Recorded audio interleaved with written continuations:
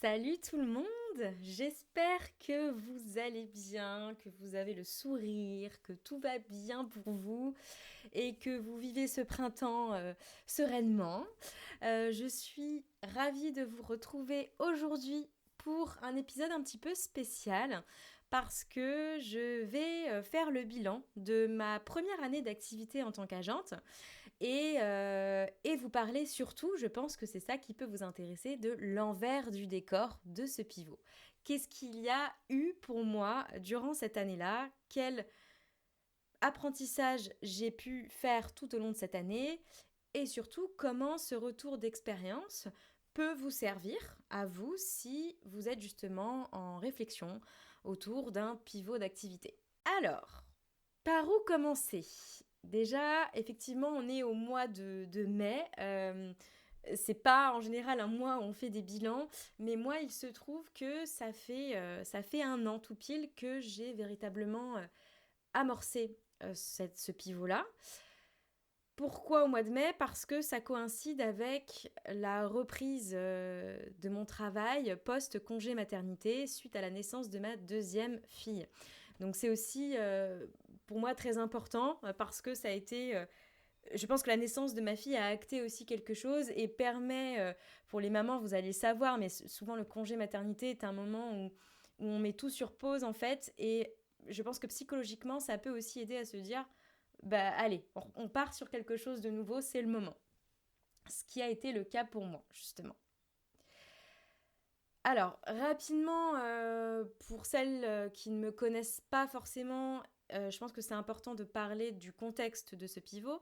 Je ne vais pas résumer toute ma vie sur ce podcast, mais c'est de vous expliquer qui j'étais avant et pourquoi j'ai opéré ce pivot-là déjà, pour que vous compreniez aussi un peu mieux les retours que je vais vous faire après. Donc moi, de base, j'ai une formation de direction artistique, puis progressivement, je montais sur les sujets du X et du Y. Donc j'ai été freelance dans ce domaine-là pendant 10 ans. Donc j'ai vendu des prestations auprès de startups, PME, grands groupes sur les sujets au début de DA, de branding, puis ensuite pour de l'UX et de l'UI. Donc ça, c'est ce que j'ai fait pendant 10 ans.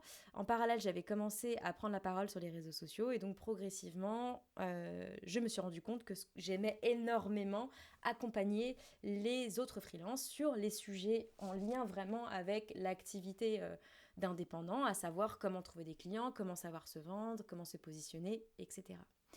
D'où ce pivot assez récent, donc il y a un an, d'accompagner uniquement les femmes designers dans les milieux que je connais moi, donc branding, product, UX, UI, à vivre de leur activité selon leurs ambitions et leurs objectifs à elles. C'est bien ça ce dont il s'agit.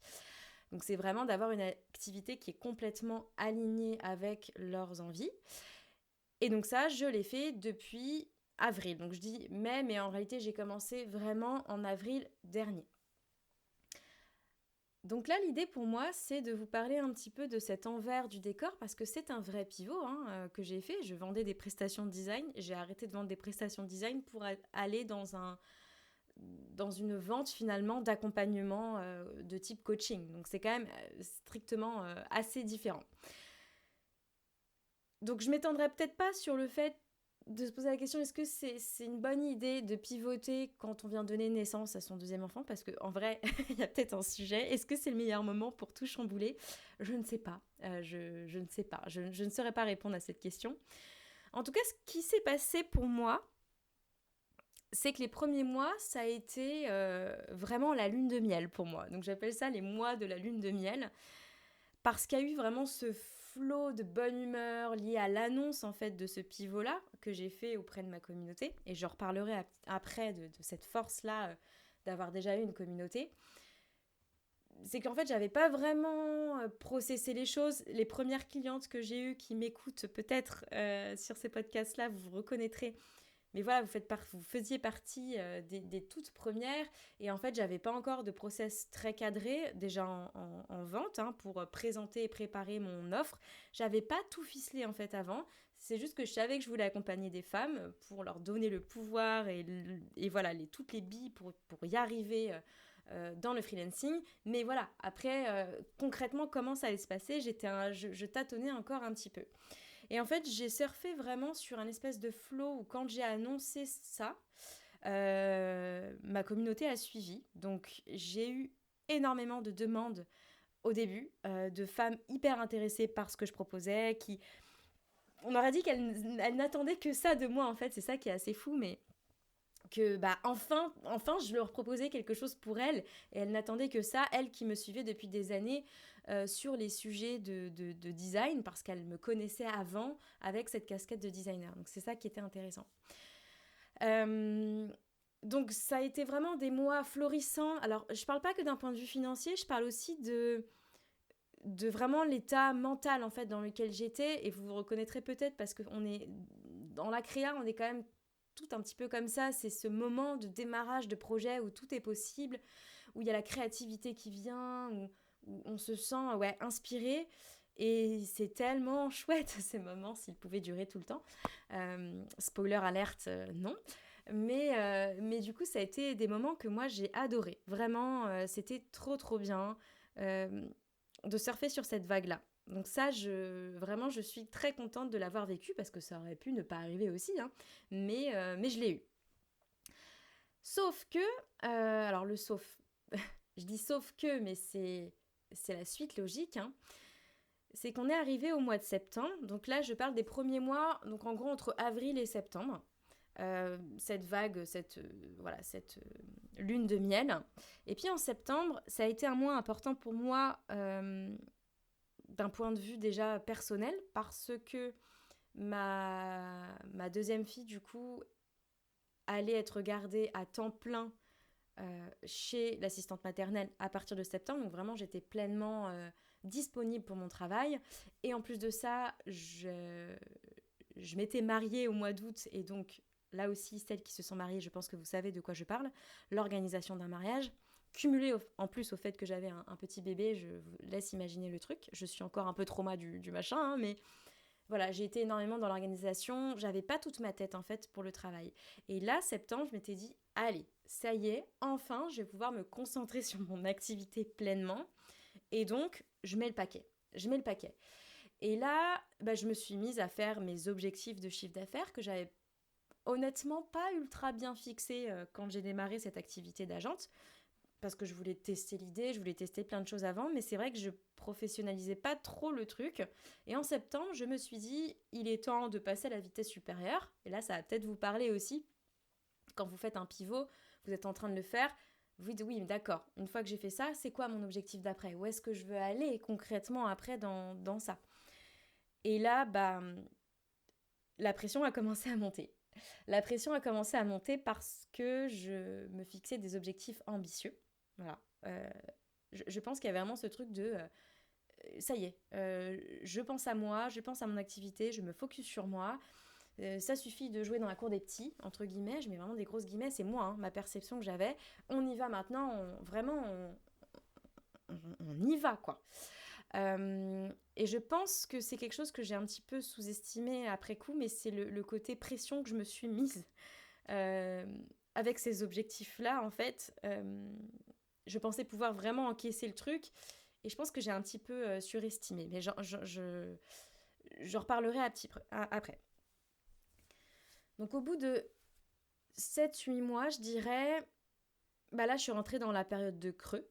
J'appelle ça une période de creux, mais vous allez voir qu'après je vais lister les chiffres. Je vais vous donner des chiffres concrets sur ce qui s'est passé en un an. Et je pense que vous allez rigoler parce que ça ne donne pas du tout l'impression que j'étais dans un creux.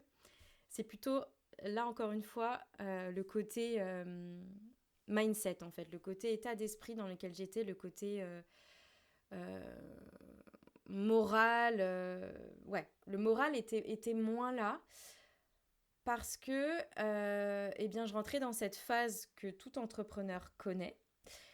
C'est la phase de la discipline, le fait de continuer malgré ses doutes, le fait de continuer ses efforts. Et ça, j'en ai parlé dans mon épisode de podcast où je disais que je voulais tout plaquer. C'est exactement ça en fait, c'est cette phase-là où j'étais un peu déçue de la revivre parce que je me suis dit, avec ce pivot, j'allais peut-être ne plus jamais revivre cette phase de doute ou voilà, cette envie de plus continuer, etc. En fait, je me suis aperçue que ça ne changeait pas.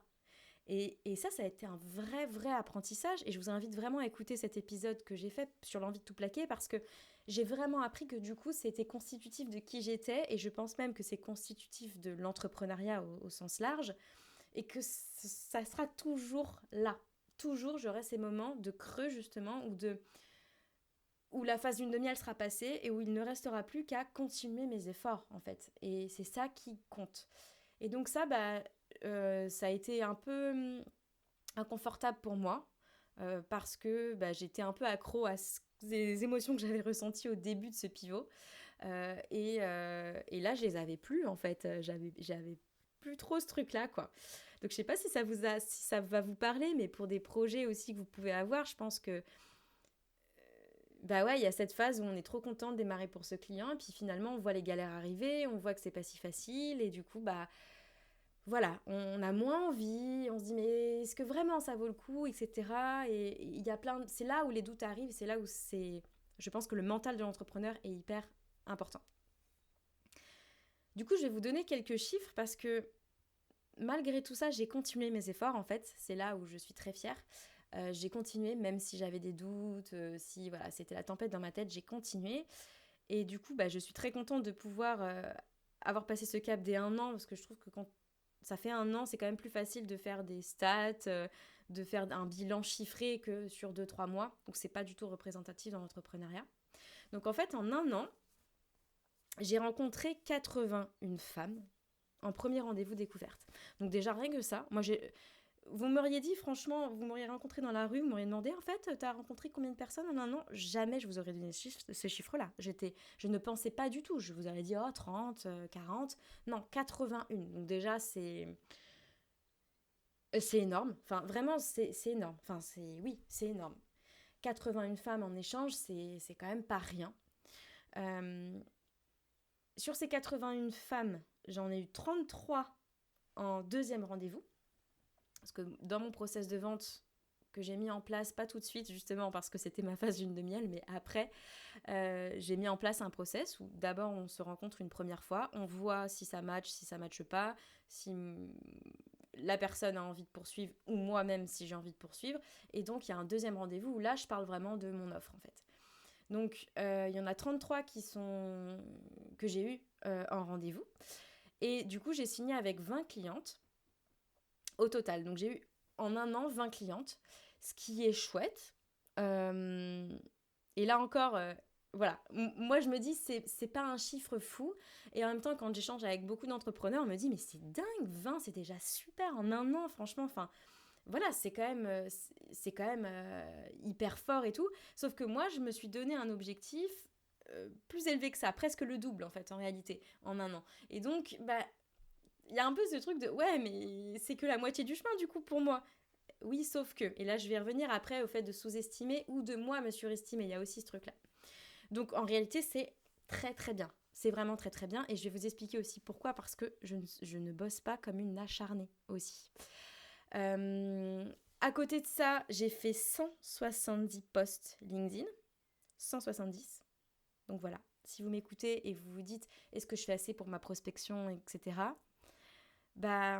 Je trouve ça bien de vous dire ça. Alors c'est pas pour vous comparer et vous dire forcément si vous n'avez pas ça, c'est que c'est nul.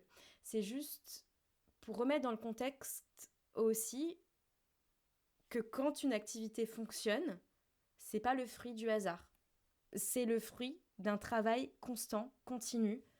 Pareil pour LinkedIn. Oui, 100% de mes clientes viennent de LinkedIn. Aujourd'hui, je vais peut-être dire 90, parce qu'il y a un peu de bouche à oreille, il y a un peu d'autres choses, mais voilà, l'immense majorité, ça vient de LinkedIn. Mais 170 posts LinkedIn, ce qui correspond à peu près à 3 posts par semaine.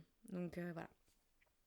Et en plus de ça, du coup, depuis février, il y a eu 7 épisodes de podcast, 3 Reels sur Insta par semaine et pareil, 3 Shorts YouTube que je fais vidéo par semaine. Donc, c'est beaucoup. Voilà, c'est beaucoup. En fait, il y a une grosse production. Et donc, c'est pas pour me faire saucer que je dis ça, encore une fois, c'est vraiment pour remettre du contexte. Quand on voit une information sur une entreprise qui fonctionne, c'est de se dire qu'est-ce qu'il y a derrière, c'est quoi l'envers du décor, quels efforts ont été déployés pour que ça fonctionne. Donc vous, c'est pareil en fait, que vous soyez en pivot ou pas. Hein. Quels efforts vous mettez vraiment est-ce que vous avez aussi des chiffres importants comme ça? Parce que c'est la notion aussi de volume finalement qui fait que ça fonctionne. C'est ça, hein, vraiment, il y a vraiment ce truc de volume. Et ça me semble aussi important de mettre au regard, et donc là, j'ai aussi compté, j'adore compter, hein.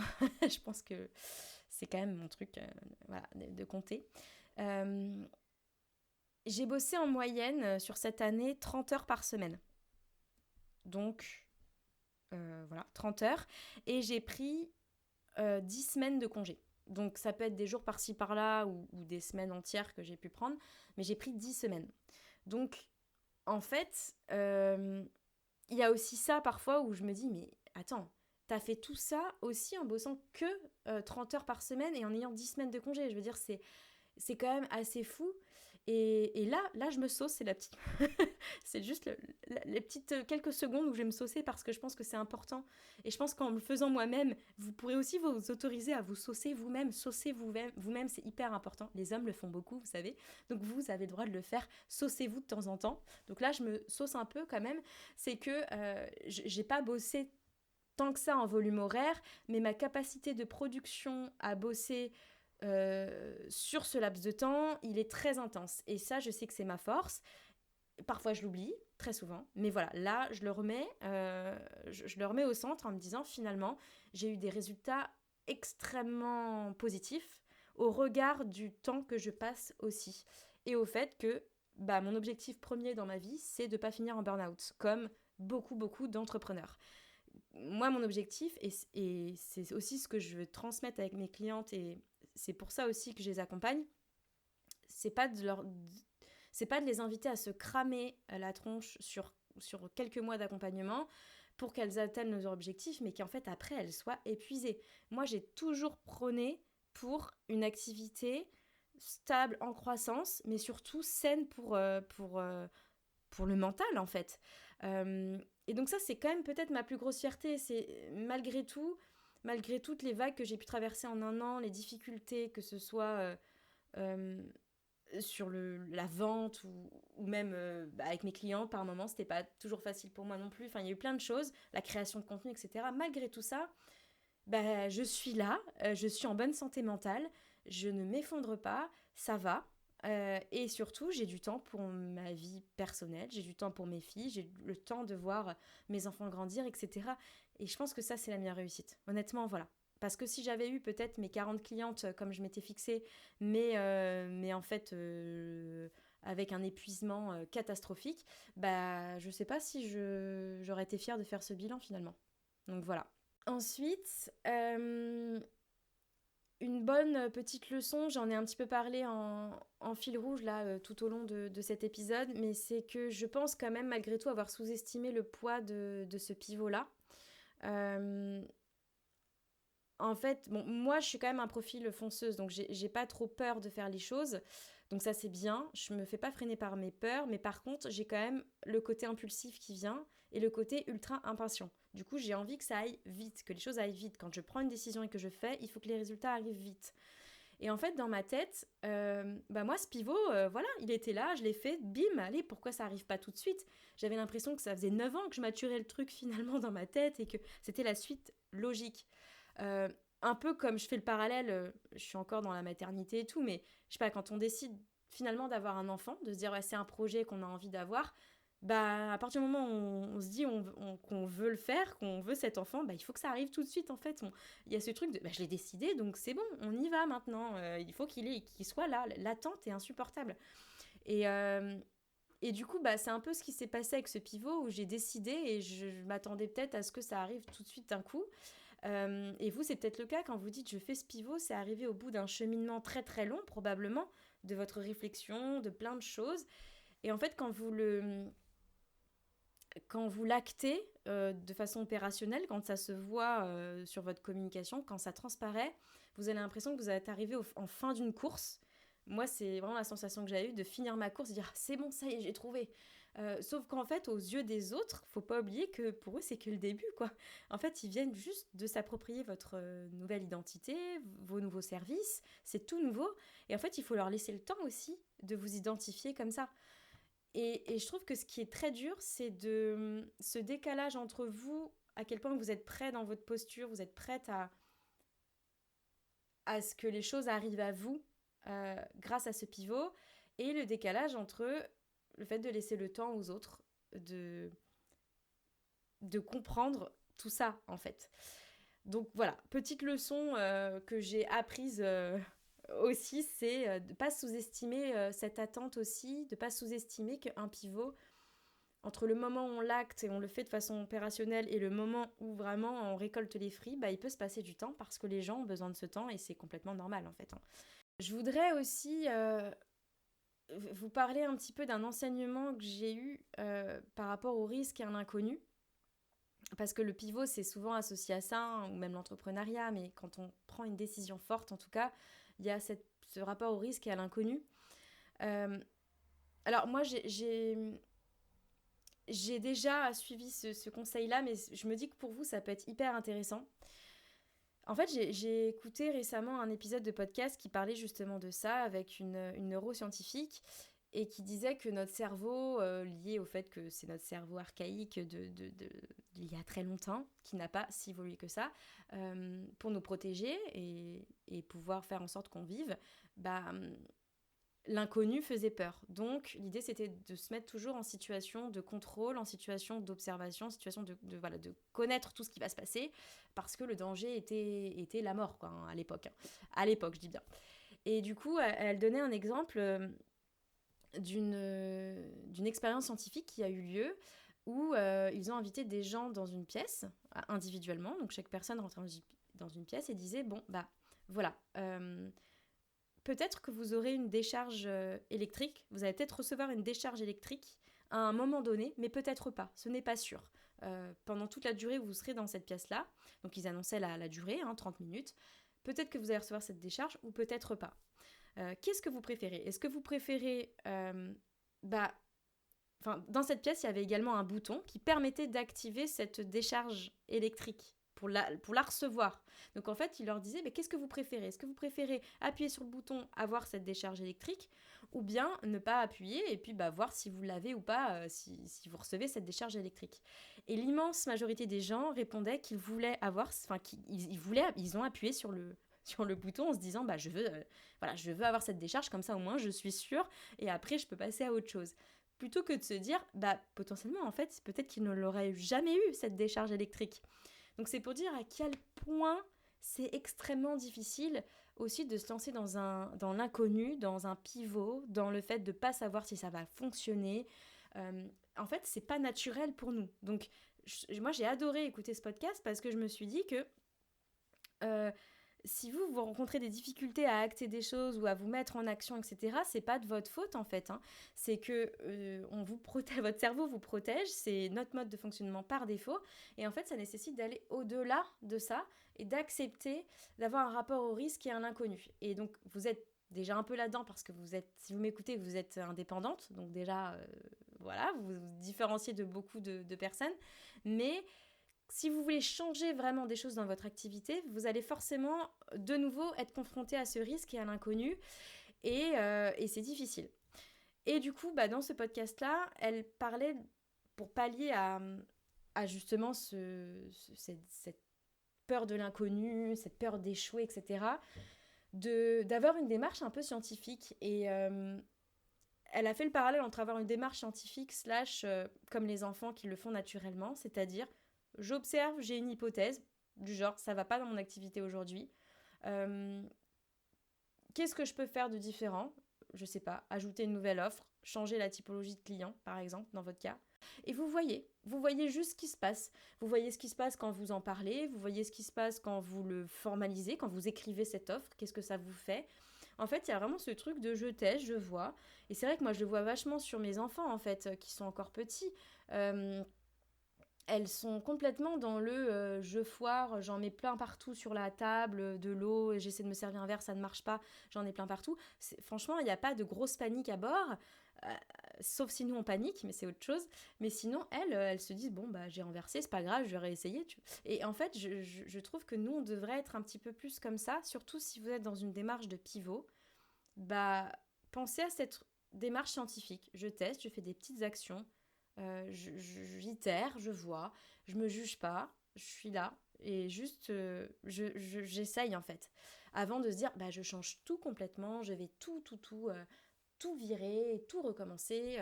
Voilà, y aller étape par étape. Et moi, dans mon exemple, ça a été la formation en ligne que j'ai lancée par exemple. Euh, je pense que ça a été ma passerelle entre cette activité d'agente et mon activité de designer. Finalement, je m'étais dit, tiens, je vais lancer un produit un peu automatisé, mais quand même en transmettant mes compétences à travers du mentorat, mais automatisé. Et donc, j'ai lancé cette formation en ligne. J'ai appris énormément de choses, sur plein de choses, mais ça ne me correspondait pas. Cette offre-là, le fait d'automatiser quelque chose, de ne pas avoir la personne en face de moi, ça ne me convenait pas. J'ai arrêté, et voilà. Je veux dire, c'est pas grave. Il n'y a pas de, il y a pas mort d'homme. Mais je pense que c'est grâce à cette formation en ligne-là que j'ai pu me dire, finalement, j'adore accompagner, j'ose ce pivot vraiment un peu plus radical pour le coup, mais forte de mes expériences, de ce que j'ai eu en formation en ligne, en parallèle de mes missions. Donc voilà, essayez de voir un peu vous comment vous pouvez avoir cette démarche-là. Un dernier petit point que je voulais transmettre ici, toujours en lien avec cette année de pivot, je pense vraiment que parce que j'estime quand même avoir réussi mon pivot, c'est la conclusion, c'est quand même que je l'ai réussi. Euh, Si je l'ai réussi, je pense que le meilleur allié que j'ai pu avoir, c'est mon personal branding. C'est vraiment grâce à mon personal branding que ce pivot-là s'est pas fait avec grosse douleur et grosses difficultés. En fait, j'avais déjà une communauté. J'avais déjà à peu près 10 000 abonnés sur LinkedIn. J'étais déjà identifiée sur certains sujets. Et en fait, bah finalement, ça s'est fait rapidement ce pivot parce que j'avais déjà ces gens qui me suivaient, qui me lisaient, qui étaient là. Et donc, mon conseil pour vous, c'est vraiment de peu importe la situation où vous êtes, si vous êtes en mission, mission longue ou pas, votre activité, etc., c'est vraiment construisez en parallèle cette communauté basée sur vous, basée sur qui vous êtes, votre personnalité. En fait, les gens, ils vont vous suivre pour ce que vous êtes. Et finalement, peu importe ce que vous ferez. Euh, Après, moi, je dis pas que, effectivement, si demain je dis que je deviens fleuriste, ce n'est pas sûr que les 13 000 abonnés que j'ai sur LinkedIn vont se dire ah c'est trop bien, voilà je te suis. Il y en aura peut-être quand même qui vont continuer, qui vont se dire ah c'est trop chouette, elle devient fleuriste. Moi ça m'inspire parce que j'en reçois des gens comme ça, hein, des témoignages de femmes qui me disent mais c'est trop inspirant que tu aies osé faire un pivot, c'est trop chouette. Et donc bah voilà, ils auront envie de me suivre parce que je les inspire. Et où cette communauté-là peut-être me permettra, je sais pas, de m'ouvrir des réseaux et de m'aider dans ce projet de devenir fleuriste. Donc je pense vraiment que bâtir une communauté, c'est votre meilleure façon de pérenniser quelque chose, de pérenniser votre avenir sur le long terme. C'est la clé pour moi si vous voulez vous autoriser à être souple dans ce que vous proposez, si vous voulez, enfin vous n'êtes pas sûr de vouloir faire ça toute votre vie, de se dire bah, je fais cette communauté parce que le jour où, et je ne sais pas, peut-être qu'aujourd'hui vous ne savez pas si vous allez pivoter, peut-être qu'aujourd'hui vous êtes bien où vous êtes, mais le jour où, parce qu'on ne sait jamais, vous voudrez changer, vous aurez déjà votre communauté qui sera là, qui vous suivra. Et c'est trop chouette. Parce que on parle quand même beaucoup des mauvais côtés des réseaux sociaux. Je suis la première à en parler, à dire que c'est extrêmement chronophage, voilà, extrêmement difficile de créer du contenu. Mais là, je voudrais quand même porter l'attention sur le côté positif des réseaux parce qu'il y en a. Et ce côté positif, pour moi, c'est vraiment de se dire, il y a eu des gens qui m'ont payé. Il y a eu des femmes qui, dès que j'ai dit que j'allais devenir agente, je n'avais pas de site, j'avais juste un tout petit PDF de rien du tout. elles ont signé avec moi. Elles ont signé, elles m'ont fait confiance. Mais pourquoi ? Parce qu'elles me suivaient déjà avant, en fait. Elles savaient déjà qui j'étais. Et je trouve ça trop chouette, en fait. C'est vraiment trop, trop bien. Donc, vous, c'est aussi de vous dire comment je peux bâtir ma petite communauté. Je vous parle pas de faire, comme j'ai dit, 170 posts sur LinkedIn à l'année. Un post, ça suffira déjà, c'est très bien. Mais c'est plus de mettre un peu, de vous réserver un petit peu d'énergie pour prendre la parole, pour construire et bâtir votre communauté, celle que vous avez envie de bâtir. Moi, je sais que c'était pas une communauté d'entreprise que je voulais avoir. J'ai toujours eu ce feeling avec les freelances, en fait. Donc, naturellement, en fait, je me suis même pas dit je veux bâtir une communauté d'eux. C'est juste que j'ai pris la parole naturellement sur des sujets qui me tenaient à cœur et donc il y a eu les freelances. Ça peut aussi être, voilà, de partir de ce que vous avez envie, vous. S'il y a des choses que vous adorez, je sais pas, un style graphique que vous adorez, vous vous passionnez pour certaines typologies de problématiques en lien avec le design, peu importe finalement ce que vous êtes, qui vous êtes, parlez de vous, de votre personnalité, et vous verrez qu'il y a des belles choses qui se passent en fait. Il y a des belles surprises, vraiment, sur les réseaux sociaux, il y a des belles surprises. Donc je voudrais vraiment envoyer un message positif pour le coup. On en a besoin aussi, mais il y a vraiment des belles choses sur les réseaux sociaux. La conclusion, si je dois terminer un peu sur cette année de pivot, cette année et cet épisode un peu anniversaire finalement, n'hésitez pas à m'envoyer un petit message d'ailleurs pour me souhaiter bon anniversaire de pivot. Non, en vrai, petite parenthèse, vraiment merci pour vos messages. Si vous prenez le temps de m'écrire, vous savez pas à quel point c'est important.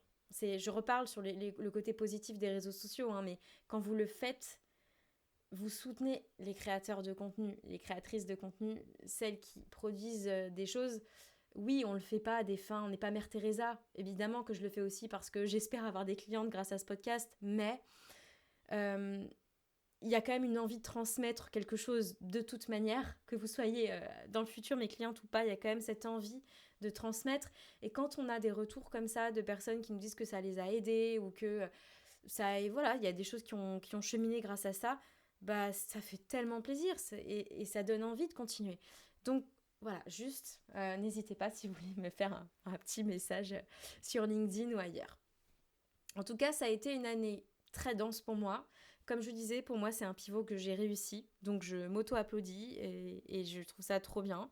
Je pense que le meilleur cadeau que j'ai pu me faire et que je peux me faire, c'est cet épisode finalement, ce bilan.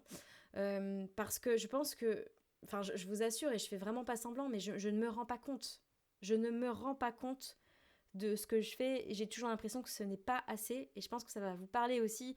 Si vous faites pas de bilan, bah en fait, vous passez votre temps dans cette roue à produire, et si vous êtes comme moi, il est probable que vous disiez que c'est pas grand chose que vous avez fait, alors que bah si vous vous posez, peut-être c'est pas je vous invite pas forcément à lancer un podcast pour ça, mais en tout cas je sais pas, d'inviter quelqu'un, une pote ou de célébrer un petit peu ces moments en fait d'activité pour faire le point juste sur ce que vous avez fait sans jugement. Je reboucle sur la démarche scientifique, mais sans jugement, d'observer ce que vous faites, bah, c'est aussi trop chouette parce que bah, grâce à cet épisode de podcast, moi je me suis rendu compte de tout ce que j'avais fait et je m'en étais pas rendu compte vraiment sincèrement. Honnêtement, je ne savais pas que c'était à ce point, quoi. Voilà, et donc bah, passé le moment d'euphorie que j'ai eu en tout début, j'ai quand même eu ce côté ultra dur de l'entrepreneuriat, ce côté creux de la vague, on continue. Et apprentissage derrière de me rendre compte qu'il y a des choses qui prennent du temps et que c'est un pas après l'autre, que c'est une action après l'autre et que finalement c'est pas plus mal de redevenir un petit peu enfant, d'être au jour le jour, à l'action, en testant et en itérant et en étant aussi bienveillant envers soi-même, quoi. Donc voilà, c'est ma petite conclusion pour cet épisode. J'espère que ça aura résonné peut-être un peu chez vous si vous êtes en réflexion sur un pivot, si vous l'avez déjà fait et que vous êtes dans ce creux de la vague justement. Enfin voilà, n'hésitez pas à me faire vos retours aussi si vous voyez que ça fait écho à vous. Et surtout si vous sentez aussi que bah justement vous aimeriez opérer un pivot, si vous sentez que ce pivot-là vous fait de l'œil depuis un certain moment, mais que vous ne savez pas comment bien l'aborder, comment le rendre bien compréhensible à vos yeux et aux yeux des autres aussi, ben, faites-moi signe. Je mets dans le lien de cet épisode un lien vers un petit Calendly, un échange qu'on se fait 30 minutes. Et puis comme ça, on pourra en parler. Et j'adore ces moments d'échange, donc n'hésitez pas à le faire si ça vous parle. Sur ce, je vous souhaite une très belle journée et je vous retrouve dans 15 jours pour un prochain épisode. Ciao!